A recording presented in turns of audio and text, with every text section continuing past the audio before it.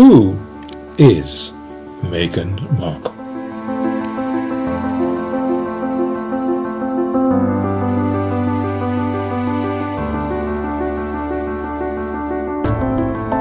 Hi, this is Gary, psychologist, psychotherapist, family therapist, looking at Who is Meghan Markle.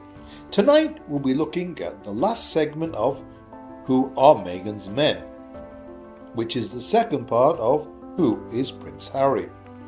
So, just to recap a little bit from last week, both Harry and Meghan experienced the separation of their parents from a very early age. Even if the official separation between Charles and Diana occurred much later on, there is quite a lot of documentation that Diana was already seeing other men for quite some time before the official separation. Both Doria and Diana were quite young, and much younger than their husbands. Doria and Diana were both headstrong, creative, fun women who seemed to have felt too limited by their marriages.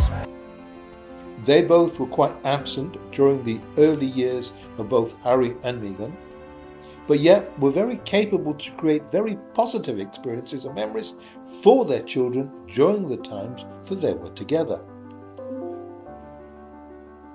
On the other hand, the fathers, Charles and Thomas, were older and much more stable. They also had much more means to offer to their children, who clearly benefited from many material comforts. However, they were likely to be both fairly introverted and much less expressive than the mothers. So, that's my mini resume of last week's segment. We'll now continue and complete our look at Prince Harry and his relationship with Meghan. Now, many people say that Harry was the prey for Meghan to latch onto and to benefit from, and I'm certainly not thinking to say that there's no truth in that vision of reality. However, I would suggest that things are not quite as simple as all that. I think that underneath all that, there's actually a lot of good reasons why they should be together. Good as in a psychological explanation of why they would have been attracted to each other. And I don't believe it's been good for them. I believe she has really dragged him down a really bad path. Such a conflict with his family, and to upset his family so much, and for her to be sort of stoking him up all the negativity that he's felt in his life, being abandoned by his mother as a child a bit, and then a lot more with her dying and things like that. So that's the other thing. And he's really not been capable to fill those gaps, which you can understand. And also to be thrown into all these expectations and structure. So we'll just have a look at his life. He started at the Jane Minor's nursery at only 3 years old, then Wetherby School at 4, already a change, followed by Luck Grove School, a boarding prep school, away from home, away from everybody, at the age of 8. Now that's pretty early, although for certain English people it's not so weird, but it must have been difficult for him, I would guess. Then Eton College, before entering military training at the Royal Military Academy at Sandhurst instead of going to university, which I really don't think was his thing. I mean, he coped with it, he assumed it, and it was somebody that people really liked and appreciated. And also on the social level and on the charity level, I believe he is someone with a big heart. I believe he's someone that could be incredibly loving and caring. Just that he got lost and he's been dragged away from his family. Who would have been the most protective people he could have been with? He should have just stayed the prince and married some lady from some shire somewhere to look after him forever, who would take charge of him and who would help fit into the rules of the British royal family, the monarchy, the business. But unfortunately, the shiny ball attracted him and he went for it. And there's no question she is and was a very shiny person. I'm just going to carry on with this thing that ChatGPT has said about Harry. Empathy and compassion. gives great empathy and compassion. From a young age, Harry was exposed to humanitarian work through his mother. A little bit like Meghan, no? His ongoing charity involvement, particularly with wounded veterans and disadvantaged youth, reflects deep empathy and a desire to connect meaningfully with others. I think that's really true. Extroversion, introversion, it says here, traits of an ambivalent. It says in public roles he appears confident, approachable and sociable, often engaging in work with crowds. In contrast, there are admissions of struggles and anxiety, and other people go with that.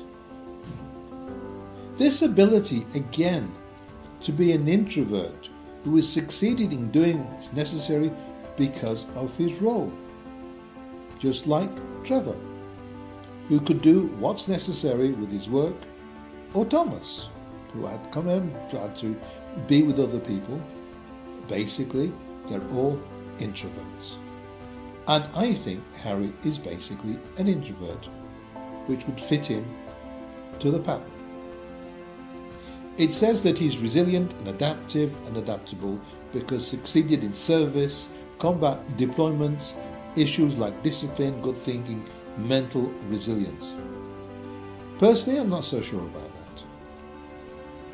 Honestly, I believe once you're in a structure, and if the structure expects this and this and this, and your family expect you to do this and this and this, and the whole country expect you to do this and this and this, well, you do it. To not do it will be, I think, impossible to imagine. So I don't consider that to be wonderful. He's succeeded in coping with military service and combat, and it's a fact. Well done for that. But I don't think it's part of his personality. I think his personality is that when he's told to do something, he does it. Good soldier. It says in his decision-making styles, his actions suggest a brand of emotion and value-driven decision-making, sometimes at the expense of political expediency. No idea what that's meant to mean. It says that overall, Prince Harry's personality provides empathy, courage and rebellious independence with occasional impulsivity. I do not agree with that. Empathy, I agree with. Courage, maybe. Rebellious independence, absolutely not. On the field, he's been a puppet on a string, and the strings were pulled, and he's just done what he's been told. And I certainly don't think he's a rebel. I don't think he has that type of courage, and I don't think that's part of who he is. I think he's a much, much softer person than that. And I think he's really being pushed to express what he's meant to express. Anyway, that's my view on Harry, and also some of the similar experiences I feel he's had with Meghan. I trust you found this segment of this episode of Meghan's Men interesting and informative. I know that I did. So, what's next? Meghan's relationship with her parents. It's about time we look to that. However, it's not yet time to look at her conflict with Thomas. That's a bit later on. So tune in next Monday and we'll look a little deeper into her relationship with her parents. And don't forget to like, subscribe, ring the bell, share and comment. See you then. Kindest, Gary.